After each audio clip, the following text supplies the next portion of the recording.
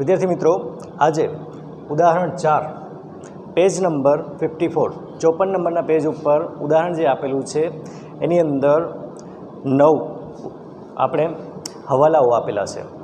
એ હવાલાઓ important છે અને important દાખલો છે કે જે તમને બોર્ડની અંદર પણ પૂછાઈ શકે એવો છે। તો આના જે હવાલાઓ છે ઇમ્પોર્ટન્ટ હોવાથી આપણે અત્યારે એ કરશું। સૌથી પહેલાં આપણે ખાતાઓ બધે બનાવી લીધા છે। એની અંદર સૌથી પહેલાં વેપાર ખાતું, તો જ્યારે હેડિંગ આપણે આપશું ત્યારે એ હેડિંગ શું થશે તો ગંગા અને જમનાની ભાગીદારી પેઢીનું તારીખ 31/3/2017 રોજ પૂરા થતા વર્ષનું વેપાર ખાતું। એવી જ રીતે જ્યારે નફા નુકસાન ખાતું બનાવશું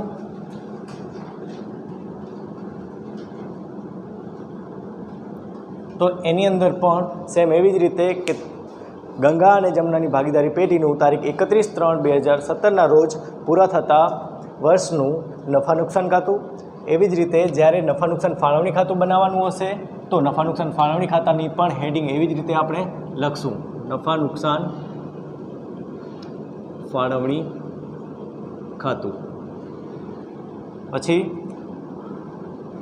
ભાગીદારોના મૂડી ખાતા, આની અંદર તમને મૂડી આપેલી છે બરાબર, અને સાથે ચાલુ ખાતા આપેલા છે। તો આપણે મૂડી ખાતા સ્થિર પદ્ધતિએ બનાવવાના હોવાથી અહીંયા આપણે ચાલુ ખાતા બનાવીશું। અને સૌથી છેલ્લે પાકું સરવૈયું।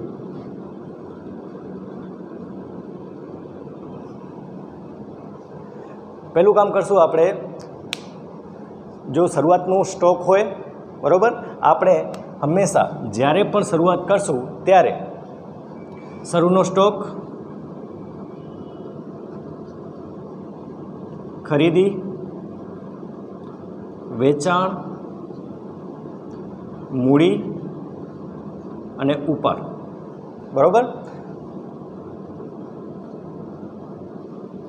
આટલી વસ્તુ સૌથી પહેલાં આપણે લખી નાખશું કે જ્યારે પણ આપણે વાર્ષિક હિસાબોના દાખલાની શરૂઆત કરશું ત્યારે શરૂનો સ્ટોક, ખરીદી, વેચાણ, મૂડી અથવા ચાલુ ખાતાની બાકીઓ અને ઉપાડ, આટલી વસ્તુ આપણે સૌથી પહેલાં લખી નાખશું। તો ચાલો આપણે સૌથી પહેલાં એ બાકીઓ લખી નાખીએ। તો આપણે બાકીઓ આપેલી છે, તો જો ઉધાર બાકીની અંદર માલનો સ્ટોક 1/4/2016 બરાબર, એ 16,000નો આપેલો છે, તો એ આપણો શરૂઆતનો સ્ટોક છે। તો શરૂનો સ્ટોક 16,000 બરાબર, તો આપણે સૌથી પહેલાં શરૂનો સ્ટોક લખી લીધો। એના પછી ખરીદી, તો ખરીદી આપેલી છે 1,04,000, તો આપણે 1,04,000 ખરીદી લખી લઈએ। ખરીદી 1,04,000। ખરીદી અને વેચાણ હંમેશા આપણે જે રકમનું ખાનું છે એમાં નહીં પણ અંદરના ખાનામાં લખશું, કારણ કે એના સાથે હવાલાઓ જોડાયેલા હશે। જો હવાલાઓ નહીં હોય તો છેવટે ખરીદ પરત તો હશે જ, એટલા માટે આપણે ખરીદી અને વેચાણ જ્યારે લખશું ત્યારે એ અંદરના જ ખાનામાં લખશું, ક્યારે પણ આપણે ડાયરેક્ટ રકમના ખાનામાં લખશું નહીં।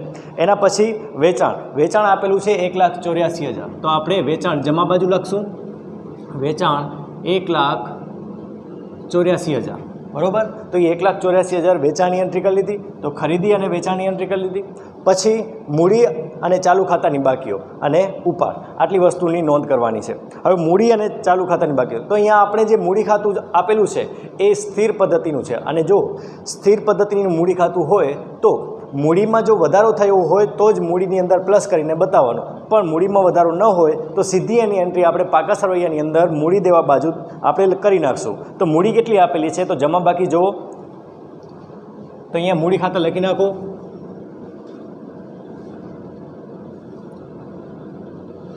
ગંગા અને જમના, ગંગાની મૂડી આપેલી છે 30,000 અને જમનાની મૂડી આપેલી છે 36,000, તો ગંગાની મૂડી 30,000 અને 36,000 જમનાની મૂડી, ટોટલ 66,000 આપણે મૂડી ખાતામાં લખ્યા બરાબર। તો મૂડી ખાતાની બાકી આવી ગઈ। હવે ચાલુ ખાતાની બાકી, તો તમને ચાલુ ખાતાની બંને બાકીઓ જમા બાકી આપેલી છે બરાબર, તો આપણે જમા બાજુ જ લખવાની। તો આપણે જમા બાજુ ચાલુ ખાતાની બાકીઓ લખી નાખીએ। તો જ્યારે પણ બાકી લખો એટલે એ લખવાનું છે બાકી આગળ લાવ્યા। બરાબર. તો બાકી આગળ લાવ્યા, તારીખ કઈ આવશે? 1/4, બરાબર. તો 1/4/2016ની ભાગીદારોના ચાલુ ખાતાની બાકી પહેલા ભાગીદારની આપેલી છે 3000 અને બીજા ભાગીદારની 2400. 3000 અને 2400 આ બે બાકીઓ આપેલી છે. ચલો, બરાબર. તો મૂડી ખાતો અને ચાલુ ખાતાની બાકીઓ આપણે લખી નાખી. હવે એક વસ્તુ રહી છે ઉપાડ. તો ઉપાડ કેટલું આપેલું છે? તો ઉપાડ આપેલું છે તમને ઉધાર બાકીની અંદર ગંગા અને જમનાનું 12,000 રૂપિયાનું ઉપાડ આપેલું છે. તો ઉપાડ ખાતે 12,000 ગંગાના ખાનામાં અને 12,000 જમનાના ખાનામાં, બરાબર. તો ઉપાડ ખાતે 12,000 અને બાકી આગળ લાવ્યા એ ચાલુ ખાતાની બાકી તરીકે દર્શાવવાના છે. તો આટલી એન્ટ્રી સૌથી પહેલાં આપણે કરી દેવાની છે અને બાકી આપણે શરૂઆત પછી કરવાની છે, બરાબર. આટલું આપણે કરી લઈએ.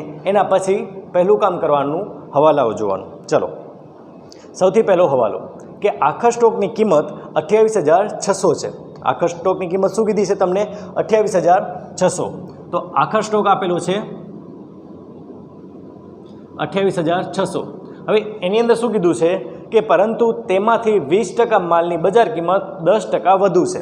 તો આ જે આખા સ્ટોક છે એના 28,600ના આપણે 20% કરવાના છે, બરાબર. અને પછી શું કીધું છે કે એ 20%ની જે કિંમત છે એ કિંમત 20%ની કિંમત 10% વધુ છે. તો આપણે આના 20% કરી અને પછી એના 10% વધારે કરવાના છે. તો એનો કાંઈ મતલબ રહેશે નહીં. એનો મતલબ કે આપણે શું કરવાનું છે? તો જ્યારે આખા સ્ટોકની કિંમત હોય ત્યારે આખા સ્ટોકની કિંમતમાં આપણે શું કરીએ છીએ? તો આખા સ્ટોકની કિંમત હંમેશા આપણે જે ઓછી હશે એ ધ્યાનમાં લેશું.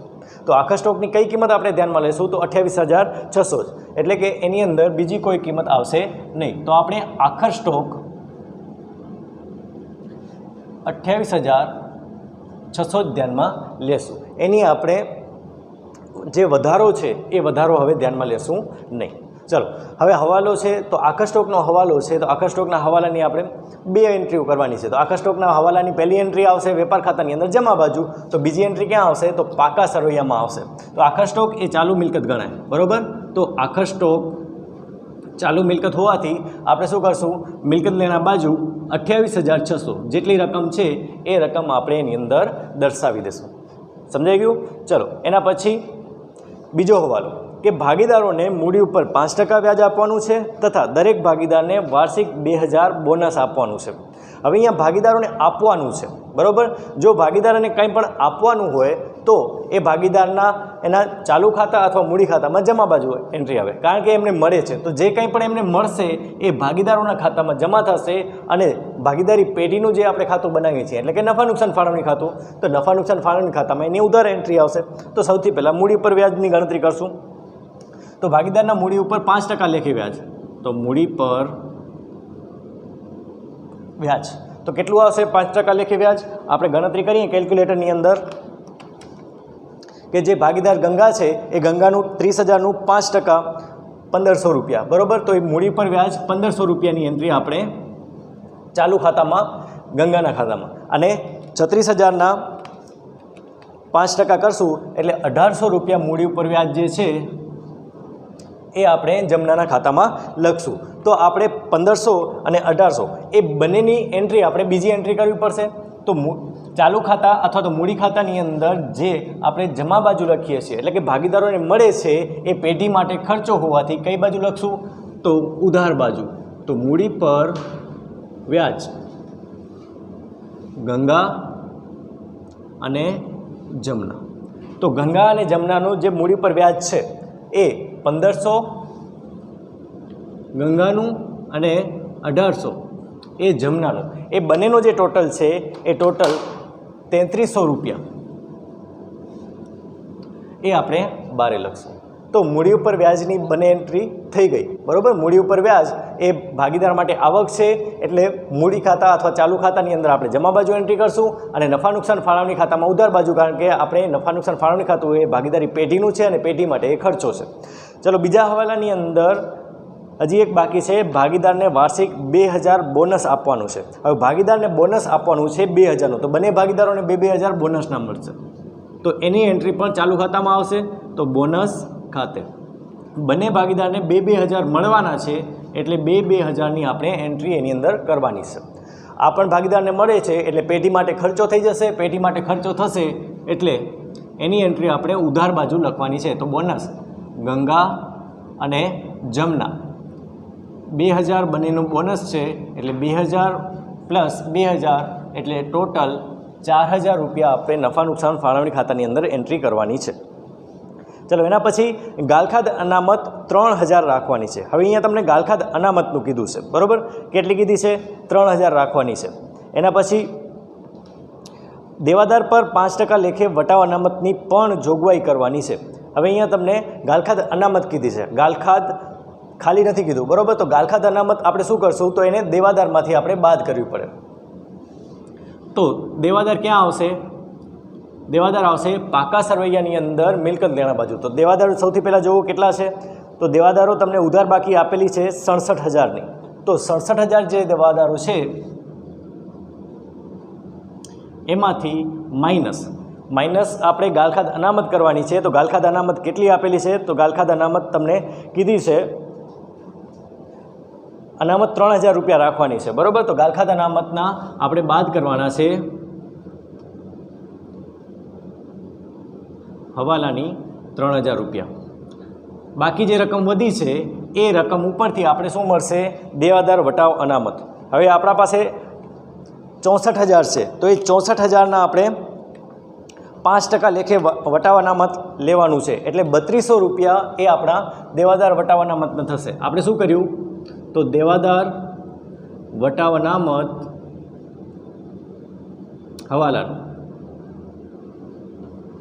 તો જે રકમ દેવાદારોની છે એ દેવાદારમાંથી આપણે માઇનસ ગાલખાદ અનામત હવાલાની, જે તમને હવાલામાં અનામત આપેલી છે એ બાદ કરવાની. પછી જે રકમ વધે એ રકમમાંથી આપણે દેવાદાર વટાવ અનામતની ગણતરી કરવાની છે. તમને 5% કીધા છે તો કઈ રકમ ઉપર આવશે? તો જે રકમ તમારા પાસે વધી છે દેવાદારમાંથી ગાલખાદ અનામતની રકમ બાદ કરીને. તો 64000માંથી આપણે શું કરશું? 3200 બાદ કરશું. તો 64000માંથી 3200 બાદ કરશું એટલે 60800 જે કિંમત મળશે એ 60800 હવે આપણા પાસે દેવાદારો વધ્યા છે એવું કહેવાશે, બરાબર? તો આ દેવાદારોની આપણે એમાંથી ગાલખાદ અનામત અને દેવાદાર વટાવ અનામત બાદ કરીને એન્ટ્રી કરી. હવે આની બીજી અસર આપવી પડશે. તો બીજી અસર એટલે કે ગાલખાદ છે, તો ગાલખાદ શું છે આપણા માટે? ગાલખાદ આપણા માટે નુકસાન છે. તો નુકસાન હોય તો કઈ બાજુ એન્ટ્રી આવે? તો નફા નુકસાન ખાતાની અંદર ઉધાર બાજુ એન્ટ્રી આવે. તો નફા નુકસાન ખાતાની અંદર ઉધાર બાજુ આપણે ગાલખાદવાળો ટોપિક લખશું કે ગાલખાદ પહેલે શેની આવશે? કાચા સરવૈયાની પ્લસ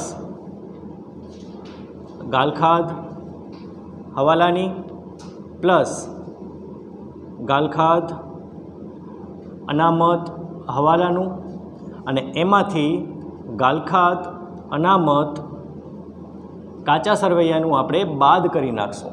ચલો હવે ગાલખાદ કાચા સરવૈયાનું કેટલું આપેલું છે? જો તો ગાલખાદ કાચા સરવૈયાનું ઉધાર બાકી આપેલી હશે. કેટલું આપેલું છે? 1400 રૂપિયા આપેલું છે. તો આપણે ગાલખાદ કાચા સરવૈયાની 1400 રૂપિયા લખશું. ગાલખાદ હવાલાની, તો ગાલખાદ હવાલાની આપણે આપેલી જ નથી, બરાબર? તો જો ન આપેલી હોય, આપણે આખો ટોપિક લખી નાખ્યો હોય તો એમાં મૂંઝાવાનું નહીં, આપણે ખાલી ડેશ કરી દેવાનો કે જે રકમ નથી આવી. આપણે આ આખો ટોપિક યાદ રાખવાનો જ છે, કારણ કે ઘણી વખત ગાલખાદ હવાલાની અને ગાલખાદ અનામત હવાલાનું બંને સાથે આપવામાં આવતું હોય છે. એટલે આ ટોપિક આપણે સંપૂર્ણ યાદ રાખવાનું છે. જે ન આપેલું હોય એમાં ડેશ કરી દેવાનું. પછી ગાલખાદ અનામત હવાલાનું એ આપણે ત્યાં લખ્યું છે પાકા સરવૈયાની અંદર, બરાબર? કેટલું છે? 3000 રૂપિયા, બરાબર? પછી આપણે આ બંનેનો ટોટલ કરવાનો. ટોટલ કેટલું આવે છે? 4400. અને એ 4400માંથી આપણે શું કરવાનું છે? ગાલખાદ અનામત કાચા સરવૈયાની બાદ કરવાની છે. તો ગાલખાદ અનામત કાચા સરવૈયાની જમા બાકી કેટલી આપેલી છે? જુઓ 6000 રૂપિયા આપેલા છે. તો એ 6000 રૂપિયા આપણે બાદ કરવાના છે. હવે જો 4400 માઇનસ 6000 એટલે કે આપણે નાની રકમમાંથી મોટી રકમ બાદ કરવાની છે. તો હવે શું થયું? અહીંયા જવાબ તમારો કેવો આવ્યો? માઇનસ આવ્યો. જો પ્લસમાં જવાબ આવ્યો હોત તો આપણે અહીંયા ડાયરેક્ટ લખી નાખ્યું હોત કે 1600, પરંતુ અહીંયા શું આવ્યું છે? માઇનસ આવ્યું છે. તો જ્યારે પણ તમારો અનામતનો જવાબ માઇનસ આવે તો આપણે શું કરવાનું? સામે લઈ ગયા, બરાબર? આ રકમ આપણે અહીંયા લખવાની નથી હોતી. એ આપણે શું કરશું? એ રકમ આપણે ગાલખાદ અનામત, બરાબર, એ 1600 રૂપિયા આપણે જમા બાજુ લખી નાખશું. જો તમે અહીંયા માઇનસમાં લખો 12 તો એ માઇનસમાં લખશો શું થશે? તો તમે જમા બાજુનો સરવાળો કરશો, બીજી બાજુનો સરવાળો કરશો, બરાબર? તો આ જે -1600 છે એ તમારે એનામાંથી બાદ કરવા પડશે, પણ આપણે એ બાદ કરવા કરતાં આપણે એ નિયમ મુજબ એનું શું કરશું? તો જમા બાજુ આપણે એની એન્ટ્રી કરી નાખશું. તો જ્યારે પણ માઇનસમાં જવાબ આવે ત્યારે એની એન્ટ્રી આપણે બીજી બાજુ કરવાની છે, એ ભૂલાય નહીં. ચલો, તો હવે ગાલખાધારો ટોપિક થઈ ગયો. હવે આપણા પાસે બાકી છે દેવાદાર વટાવ અનામત. હવે દેવાદાર વટાવ અનામત આપેલું છે તો આપણા પાસે સૌથી પહેલાં આપેલ વટાવ હોવું જોઈએ. તો જો ઉધાર બાકીમાં આપેલ વટાવ આપેલું છે, તો જો તમને દેવાદાર વટાવ અનામત આપેલો હોય તો એના માટેનું પણ એક નાનકડો ટોપિક છે. એ ટોપિક યાદ રાખી લેજો કે જ્યારે પણ આપેલ વટાવ હોય તો આપેલ વટાવ, બરાબર, એની અંદર દેવાદાર વટાવ અનામત જે હવાલાનું છે એ હવાલાનું એની અંદર પ્લસ કરી દેવાનું અને એમાંથી માઇનસ દેવાદાર વટાવ અનામત કાચા સરવૈયાનું. આ દેવાદાર વટાવ અનામત કાચા સરવૈયાનું આપણે બાદ કરવાનું રહેશે. આ બાદ કર્યા પછી જે રકમ આવશે એ આપણે અહીંયા રકમના ખાનામાં લખશું. એટલે આ ટોપિક પણ ઇમ્પોર્ટન્ટ છે. ઘણી વખત તમને આ ટોપિક પણ પૂછાતો હોય છે આપેલ વટાવનો, બરાબર, પણ આની અંદર તમને આપેલ વટાવ આપેલો નથી અને જમા બાકીની અંદર દેવાદાર વટાવ અનામત પણ આપેલો નથી. એટલે આ આખા ટોપિકની આપણે કાંઈ જરૂર નથી. તો આપણે શું કરશું? ખાલી દેવાદાર વટાવ અનામતની જ એન્ટ્રી કરવાની છે. ચલો, દેવાદાર વટાવ અનામત આપણે કેટલો ગણ્યો છે? તો દેવાદાર વટાવ અનામત કર્યો છે 3200 રૂપિયા.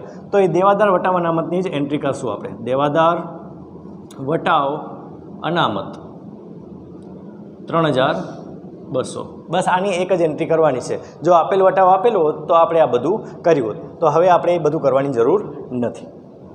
ચલો, એના પછી મકાન અને યંત્રો પર 10% લેખે ઘસારો ગણવાનો છે. તો મકાન અને યંત્ર શું છે? તો એ આપણી મિલકત છે. તો મકાન અને યંત્રો આપણી મિલકત છે. તો જો ઉધાર બાકી કે મકાનની બાકી કેટલી છે?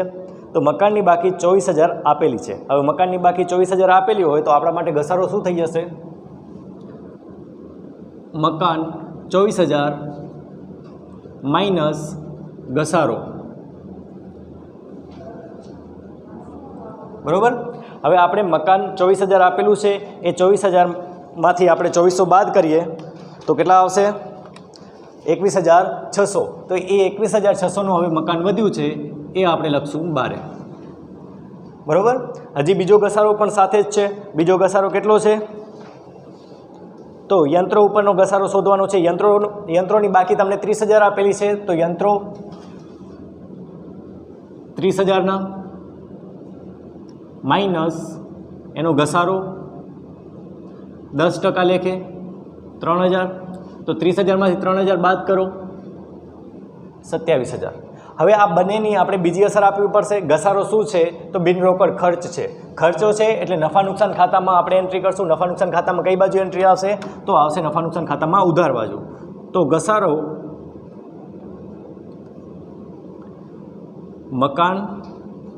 મકાનનો ઘસારો છે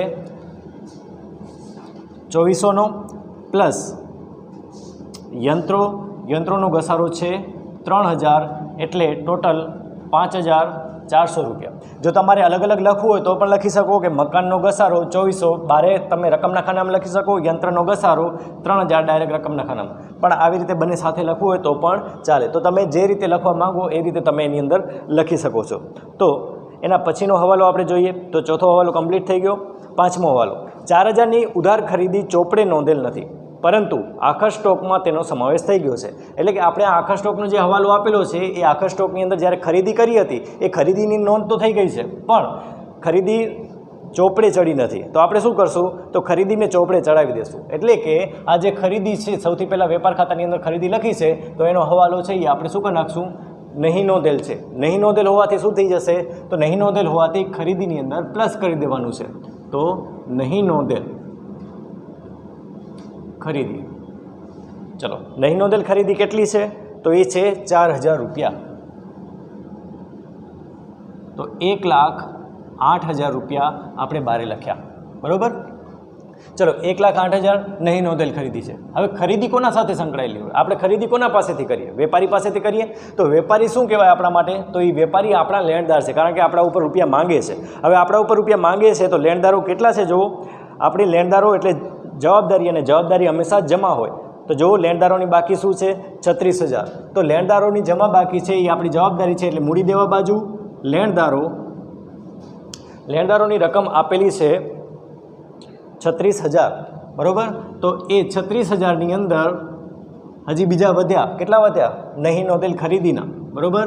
તો નહીં નોંધેલના આપણે વધ્યા છે 4,000, એટલે ટોટલ હવે લેણદારો કેટલા થઈ ગયા? ટોટલ લેણદારો થઈ ગયા 40,000.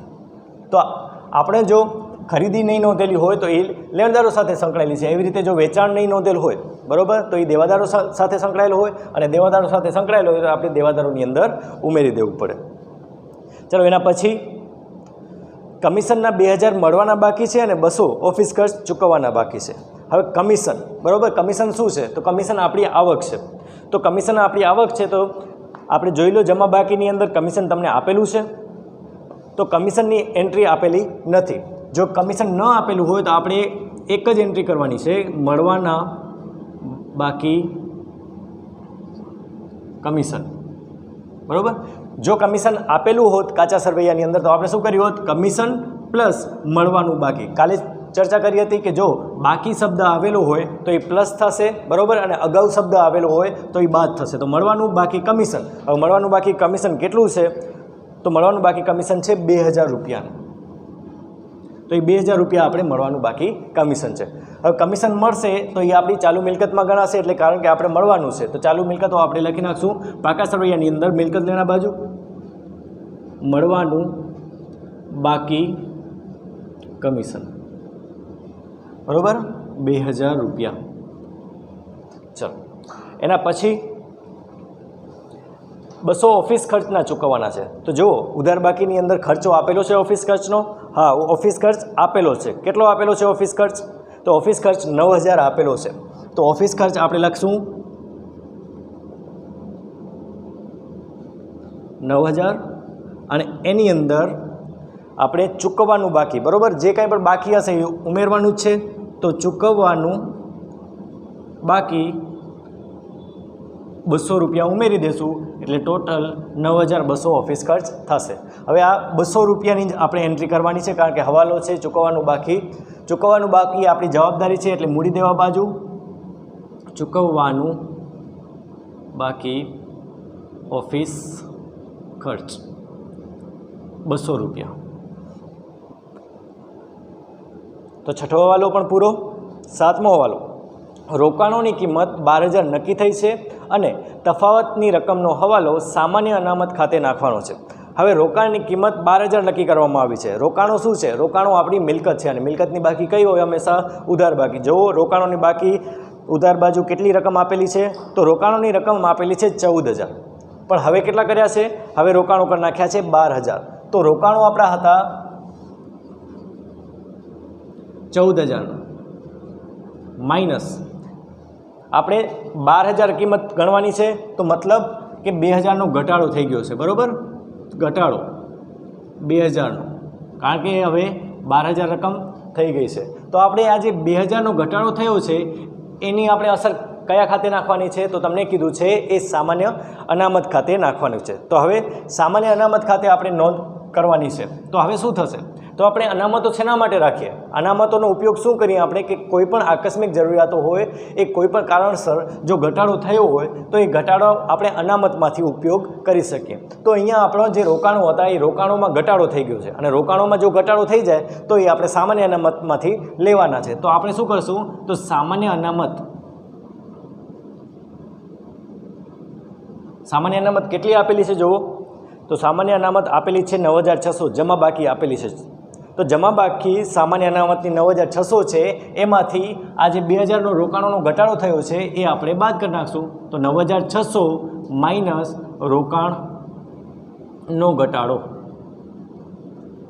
2,000 રૂપિયા. હવે 7,600 રૂપિયા સામાન્ય અનામતના વધ્યા, બરાબર. સામાન્ય અનામત ખાતે શું કામ નાખ્યું? કારણ કે અનામતનો ઉપયોગ શું કરીએ છીએ? તો અનામત આપણે કોઈ આકસ્મિક જે કોઈ પણ પરિસ્થિતિ આવી પડે એના માટે આપણે અનામતો ઊભી કરતા હોઈએ છીએ. તો આ અનામતનો ઉપયોગ શું કર્યો કે આપણે રોકાણો ખરીદ્યા હતા, એ રોકાણોની કિંમત ઓછી થઈ ગઈ, અને રોકાણોની કિંમત ઓછી થઈ ગઈ એટલા માટે જે અનામત છે એ અનામતનો ઉપયોગ એટલે કે આપણો જે નુકસાન છે એ નુકસાન આપણે અનામતમાંથી માંડી વાળ્યું છે. ચલો હવે એની બંને અસર થઈ ગઈ. એના પછી 8મું, એક કર્મચારીને 600ની લોન આપી હતી પરંતુ તે રકમ પગાર ખાતે ઉધારવામાં આવી છે. હવે આપણે એક કર્મચારીને લોન આપી છે પણ એ એના પગારમાં નાખી દીધી છે, બરાબર. પગાર ખર્ચો છે પણ આપેલી લોન એ આપણી મિલકત છે.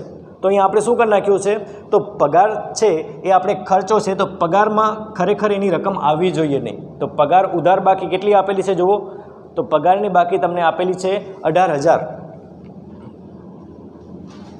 બરાબર. તો પગારની જે ઉધાર બાકી 18,000 આપેલી છે એમાં તમને કર્મચારીની જે લોન આપેલી છે 600 રૂપિયા એ આપણે સૌથી પહેલાં કાઢી નાખશું કે આપણો જે પગારનો ખર્ચો છે એ પગારમાંથી આપણે કર્મચારીની જે લોન છે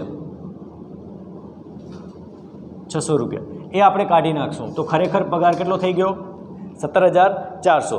હવે આ 17,400માં એક લોન છે, એ લોન શું છે, તો આપણી મિલકત છે, કારણ કે આપણે જો અન્ય કોઈ વ્યક્તિને લોન ધીરીએ તો એ આપણે મિલકતમાં આવશે.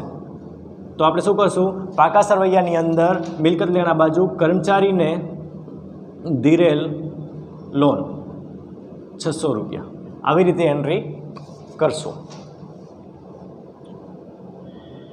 એના પછી 9મો હવાલો છે કે ભાગીદારોએ વહેંચણીપાત્ર નફાની વહેંચણી 3/7ના પ્રમાણમાં કરવી. હવે 3/7ના પ્રમાણમાં નફા નુકસાનની વહેંચણી કરવાની છે, એટલે જ્યારે આપણે એની વહેંચણી કરશું ત્યારે આ પ્રમાણ ખાસ ખ્યાલ રાખશું કે 3/7નું પ્રમાણ આપણે લેવાનું છે. એટલે કે નફો કે નુકસાન જે કંઈ પણ આવશે એ આપણે એ પ્રમાણમાં વહેંચવાનું છે, બરાબર. તો હવે બાકી જે કાંઈ પણ વધ્યું હોય એ એન્ટ્રી આપણે ઉધાર બાકી અથવા જમા બાકી તરીકે દર્શાવી દઈએ. ચલો સૌથી પહેલાં ઉધાર બાકી જોઈ લઈએ, ઉપાડ. હવે ઉપાડની એન્ટ્રી આપણે એક વખત કરી લીધી છે, બરાબર, એટલે બીજી વખત આપણે કાંઈ કરવાની જરૂર નથી. ખરીદી 1,04,000ની એન્ટ્રી થઈ ગઈ છે, એક હવાલો પણ આવી ગયો છે. એના પછી માલ પરત. હવે જો 1,600 રૂપિયા જે માલ પરત આપેલું છે, તો તમને આગળ ચર્ચા કરી હતી કે ઉધાર બાકી જો માલ પરતની આપેલી હોય તો એ ઉધાર બાકી કેની કહેવાશે. તો આપણે યાદ કરીએ કે જો ખરીદી કરી હોય તો ખરીદીથી માલ આવશે એટલે ઉધાર થશે, અને ખરીદીથી માલ જશે એટલે જમા થશે. તો ખરીદ પરત હંમેશા શું હશે, જમા હશે. વેચાણ, તો વેચાણથી માલ જાય છે એટલે જમા હશે, અને વેચાણ પરતથી માલ પાછો આવશે એટલે શું થઈ જશે, માલ પરત જમા થઈ જશે, બરાબર. તો જે ઉધાર બાકી છે એ માલ પરત આપણા માટે શું છે, તો એ વેચાણ પરત છે. તો અહીંયા આપણે વેચાણ પરત કેટલું આપેલું છે, માલ પરત, બરાબર. ઉધાર બાકી એ આપેલું છે 1,600 રૂપિયા, બરાબર. તો 1,84,000માંથી આપણે જો 1,600 બાદ કરીએ તો રકમ આવશે 1,82,400. એ 1,82,400 આપણે બારે લખી નાખશું, બરાબર. તો 1,82,400ની એન્ટ્રી કરી લીધી. એના પછી માલનો સ્ટોક 1/4/2016નો, એટલે કે એ શરૂઆતની બાકી છે, શરૂનો સ્ટોક છે, એ શરૂનો સ્ટોક આપણે પહેલેથી લખી નાખ્યો છે, એટલે બીજી વખત એને લખવાની જરૂર નથી. પછી પગારનો આપણે એન્ટ્રી કરી નાખી છે, અને કર્મચારી લોનનો જે હવાલો હતો એ લોનના હવાલાની પણ આપણે એન્ટ્રી કરી દીધી છે, એટલે આપણે બીજી વખત એની એન્ટ્રી કરવાની જરૂર નથી. એના પછી ઓફિસ ખર્ચ, તો એનો પણ હવાલો થઈ ગયો છે, એટલે એ પણ કરવાની જરૂર નથી. આવક માલ ગાડા ભાડું અને જાવક માલ ગાડા ભાડું. હવે આવક માલ ગાડા ભાડું એટલે શું, તો આવક માલ ગાડા ભાડું એટલે કે જ્યારે માલ આવતો હશે એના માટેનો આપણે ખર્ચો કર્યો છે. તો જ્યારે પણ આવતો હોય માલ એટલે એ આપણે ખરીદીને લગતો ખર્ચો છે, અને ખરીદીને લગતો ખર્ચો હંમેશા વેપાર ખાતામાં આવશે. તો આપણે શું કરશું, આવક માલ ગાડા ભાડું ખરીદીને લગતો ખર્ચો હોવાથી વેપાર ખાતામાં ઉધાર બાજુ આવશે, એ આપેલું છે 3,000 રૂપિયા. તો એ 3,000ની આપણે એન્ટ્રી કરવાની છે. ચલો એના પછી જાવક માલ ગાડા ભાડું વેચાણનો ખર્ચો છે. જો વેચાણને લગતો ખર્ચો હોય તો એ નફા નુકસાન ખાતામાં આવશે. જાવક માલ ગાડા ભાડું કેટલું આપેલું છે, 4,500, બરાબર. ચલો એના પછી ગાલખાતવાળો ટોપિક થઈ ગયો છે. દેવાદારવાળો પણ ટોપિક આપણે લખી લીધો છે. લેણી હુંડી શું છે, તો દેવાદારો આપણી મિલકત છે, એવી રીતે લેણી હુંડી પણ આપણી ચાલુ મિલકત છે. તો લેણી હુંડી આપણી ચાલુ મિલકત હોવાથી આપણે એની એન્ટ્રી પાકા સરવૈયામાં મિલકત લેણા બાજુ કરશું. તો લેણી હુંડી કેટલી આપેલી છે, 2,000 રૂપિયાની. તો લેણી હુંડી આપણે 2000 રૂપિયાની એન્ટ્રી આપણે કરવાની છે। એના પછી હાથ ઉપર રોકડ, હાથ ઉપર રોકડ એ ચાલુ મિલકત છે, હાથ પર રોકડ આપણે લખી નાખીએ। તો હાથ ઉપર રોકડ કેટલી છે તમને આપેલી છે 3400, તો એ 3400 હાથ પર રોકડ લખી નાખું। ચાલો, એના પછી હાથ પર રોકડ આવી ગયું બેંક સિલક। બેંક સિલક એટલે કે બેંકની અંદર આપણે જમા રૂપિયા, એ પણ આપણી ચાલુ મિલકત કહેવાય અને એની રકમ છે 5600। તો બેંક સિલક 5600। એના પછી રોકાણો, રોકાણોની આપણે એન્ટ્રી કરી લીધી છે, 14000માંથી 2000નો ઘટાડો થઈ ગયો। ઓફિસના યંત્રો, યંત્રોનો પણ આપણે એન્ટ્રી કરી લીધી છે ઘસારા સહિતની, અને મકાનની પણ આપણે ઘસારા સહિતની એન્ટ્રી કરી લીધી છે, એટલે ઉધાર બાકીઓ બધી આવી ગઈ છે। જમા બાકી મૂડી ખાતામાં, તો મૂડી ખાતાની એન્ટ્રી તો આપણે ડાયરેક્ટ કરી નાખી છે। એના પછી ચાલુ ખાતા આપેલા છે, ચાલુ ખાતાની એન્ટ્રી કરી નાખી છે, વેચાણની એન્ટ્રી કરી નાખી છે। માલ પરત, હવે માલ પરત અહીંયા આપેલું છે, એ કયું માલ પરત હશે? તો જેની જમા બાકી હોય એ ખરીદ પરત હશે, તો માઇનસ માલ પરત। તો માલ પરત કેટલું છે? તો અહીંયા તમને આપેલું છે 1200 રૂપિયા। તો 1,08,000માંથી જો આપણે બાદ કરીએ એટલે 1,06,800, 1,06,800 એ રકમ આપણે બારે લખશું। એના પછી ગાલખાત અનામત એ ટોપિક થઈ ગયો છે। બેંક લોન, બેંક લોન આપણી જવાબદારી છે, જવાબદારી છે એટલે આપણે પાકા સરવૈયામાં મૂડી દેવા બાજુ લખશું બેંક લોન, બરાબર। તો કેટલી બેંક લોન લીધેલી છે? 13,500ની, તો 13,500। હવે જો બેંક લોન સાથે ટકાવારી આપેલી હોય, બરાબર, અથવા તો કૌંસની અંદર કોઈ તારીખ આપેલી હોય, તો એ તારીખનો ઉપયોગ કરી અને આપણે એના વ્યાજની ગણતરી કરવાની છે, પણ આની અંદર એવું કાંઈ આપેલું નથી, એટલે આપણે સીધી બેંક લોન ડાયરેક્ટ લખી નાખી છે। લેણદારો, તો આપણા લેણદારોની એન્ટ્રી તો આપણે કરી દીધી છે। દેવી હુંડી પણ આપણી ચાલુ જવાબદારી છે, તો દેવી હુંડી કેટલી છે? 1,800 રૂપિયા। એના પછી લીધેલ લોન આપેલું છે, લીધેલ લોન પણ આપણી જવાબદારી છે, તો લીધેલ લોન કેટલી છે? 4,000 રૂપિયા। અને એના પછી સામાન્ય અનામત, અને સામાન્ય અનામતની આપણે એન્ટ્રી કરી લીધી છે। તો વિદ્યાર્થી મિત્રો, બધી જ એન્ટ્રીઓ થઈ ગઈ છે, બરાબર। આ બધી એન્ટ્રીઓ જે થઈ ગઈ છે, હવે આપણે શું કરવાનું છે, આની પરિસ્થિતિ શું છે અને એનામાંથી નફા નુકસાન કેટલું મળ્યું છે એ આપણે જોવાનું છે। તો સૌથી પહેલું શું કરવાનું કામ? આપણે વેપાર ખાતું બંધ કરવાનું। ચલો, વેપાર ખાતું આપણે બંધ કરીએ તો બંને બાજુમાંથી કઈ બાજુ મોટી દેખાય છે તમને? તો વેચાણ વધારે છે 1,82,000 જેટલું, તો આપણે શું કરશું? એનો સરવાળો કરશું, તો 1,82,400 પ્લસ 28,600, એટલે ટોટલ રકમ આવી 2,11,000। એ 2,11,000 આપણે બંને બાજુ લખશું, અને એમાંથી આપણે ઉધાર બાજુ બાદ કરશું, તો 2,11,000 માઇનસ 16,000 માઇનસ 1,06,800 માઇનસ 3,000, એટલે ટોટલ રકમ આવશે 85,200। 85,200। આ 85,200 આવ્યા છે એ આવશે, ક્યાં લઈ જશું એને? નફા નુકસાન ખાતે। જ્યારે પણ જમા બાજુનો સરવાળો વધારે હોય તો એ કહેવાશે કાચો નફો, બરાબર। હવે કાચા નફાની એન્ટ્રી ક્યાં કરશું? તો કાચા નફાને આપણે નફા નુકસાન ખાતામાં જમા બાજુ લઈ જશું, તો અહીંયા લખશું વેપાર ખાતે। શું આવ્યું છે? કાચો નફો। ચલો, કાચો નફો કેટલો મળ્યો છે? 85,200। હવે શું કરવાનું છે? જેવી રીતે આપણે વેપાર ખાતું બંધ કર્યું એવી રીતે નફા નુકસાન ખાતું બંધ કરીએ। નફા નુકસાન ખાતાની અંદર પણ જમા બાજુ વધારે દેખાય છે, એટલે 85,200 પ્લસ 1,600 પ્લસ 2,000, એટલે ટોટલ રકમ 88,800।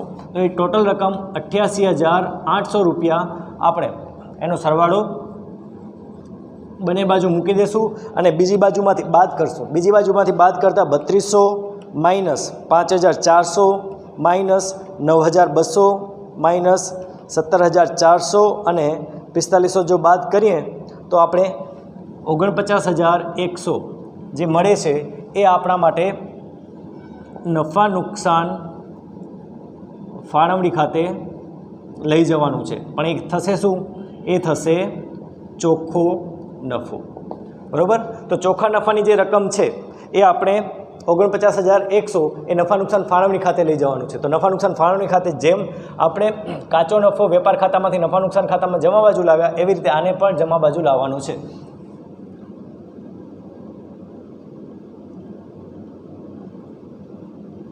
નફા નુકસાન ખાતેથી 49,100. આની અંદર પણ આપણે જમા બાજુ વધારે છે, તો 49,100 પ્લસ 49,100 એક જ બાકી આપેલી છે, એટલે બંને બાજુ આપણે 49,100 લખી નાખશું અને બીજી બાજુમાંથી માઇનસ કરી નાખીએ. 3300 માઇનસ 4,000. હવે જે વધ્યું છે એટલે કે 41,800, આ 41,800 જે વધ્યા છે એ વહેંચણી પાત્ર નફો છે, જે ભાગીદારો વચ્ચે એના ચાલુ ખાતે લઈ જવાના છે. તો કયા પ્રમાણમાં લઈ જવાના છે? તો એ તમને આપેલું છે 3:7, એટલે કે 41,800 એને આપણે 3:7 પ્રમાણમાં વેચીએ તો ગંગાને અને જમુનાને કેટલા આવશે? તો 41,800 ગુણ્યા 3/10, એટલે પહેલા ભાગીદારને આવશે 12,540, 12,540 રૂપિયા. અને બીજા ભાગીદારને તો 41,800 એના ગુણ્યા 7/10, એટલે એને મળશે 29,260, 29,260.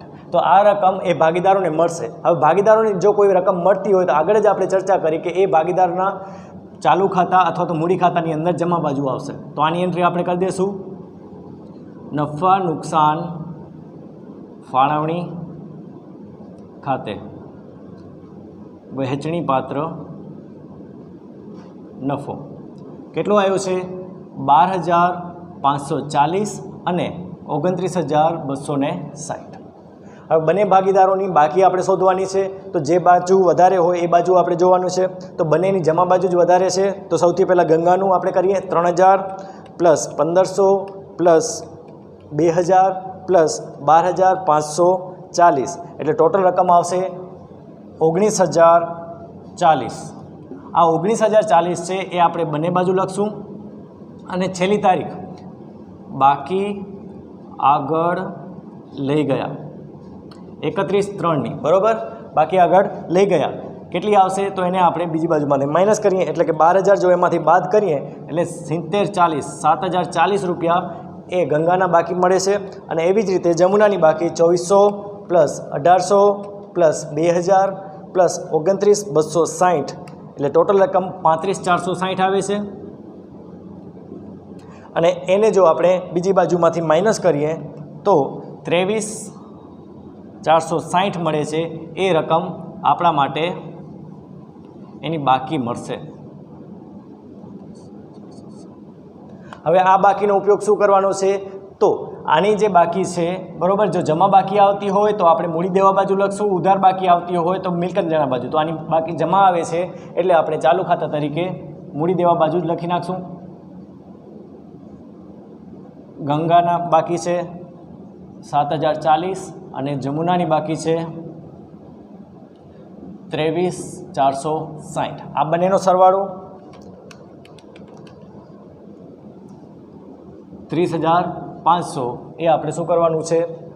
બીજી બાજુ સરવાળો કરીને લખી નાખવાનું છે. ચલો, હવે આપણે બધી એન્ટ્રીઓ કરી લીધી છે, એટલે પાકા સરવૈયાની બંને બાજુ જોઈએ અને એનો સરવાળો સરખો આવે તો આપણો જવાબ સાચો મળી જાય. તો 66,000 plus 30,500 plus 7,600 plus 40,000 plus 200 plus 13,500, 1,800 અને 4,000નો સરવાળો કર્યો એટલે 1,63,600.